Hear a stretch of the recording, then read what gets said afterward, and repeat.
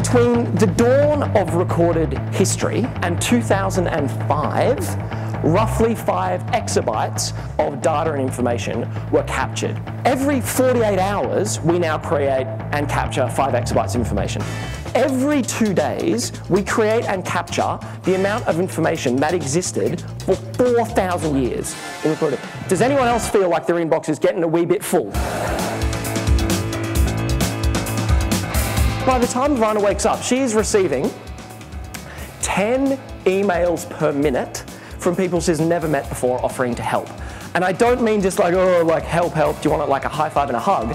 Help, help. Someone has, I kid you not, someone has found Sasha's address, driven past her house, videotaped it and uploaded the tape to the internet with a note that says, this is the address. I told you, the wrong phone to steal, right? Journalist from the New York Times gets in touch, says, this looks interesting, front page of the New York Times Online, picture of Sasha, headline, crime in New York. But they're all British now, crime in New York, right? It launches a chain of events that honestly has redefined the way I have looked at workflow and the workplace, and forms the basis, actually, of, I think, the future of the workplace and the future of collaboration.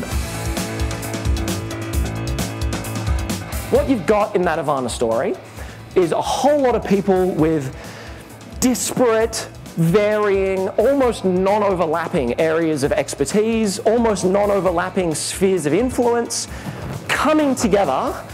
No one's getting paid or managed, by the way, but coming together and chipping in what they know and what they can do at the right time in the process to help achieve a collective outcome. If someone asked me to sum up the office of the future in 2 words, I'd say that's it. It's disorganized collaboration. How did Sony manage to not invent the iPod? What did Sony own at the turn of the century? The Walkman, absolutely. My parents have told me about them. They were this big and you carried them around. Ah, come on. What else do they own?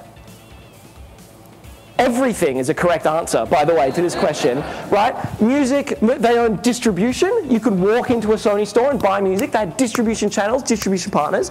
Every single piece of the iPod puzzle was owned by Sony. Peter Gruber, who's the ex-vice president of Sony Pictures, was asked specifically, Peter, how did you manage to miss the iPod? And what he says is, we wish we invented the iPod. He said the reason we missed it, these were in his words, is that we were so deep in the silos. We were so deep. Yeah, we owned everything on earth, but pictures didn't talk to music, didn't talk to digital distribution, didn't talk to home electronics. We were so deep in the silos, we missed the innovation that sat in what he called the white space, the money in the cracks, the gap between the silos.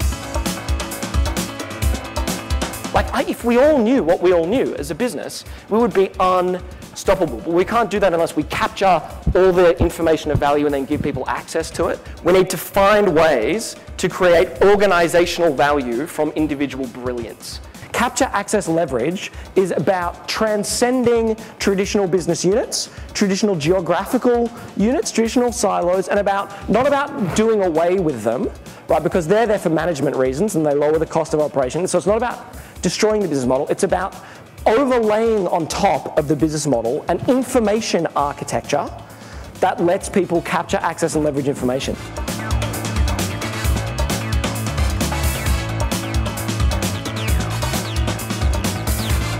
$740 million people have done it with their social stuff on Facebook. If it was a country, it would be the 5th largest by population in the world.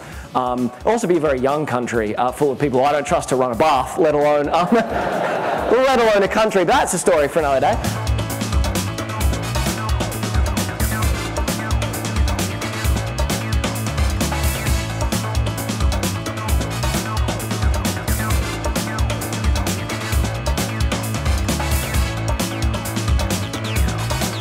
So leveraging semantic technologies, in this one office now, every document that's created and every instant message that's sent is recorded.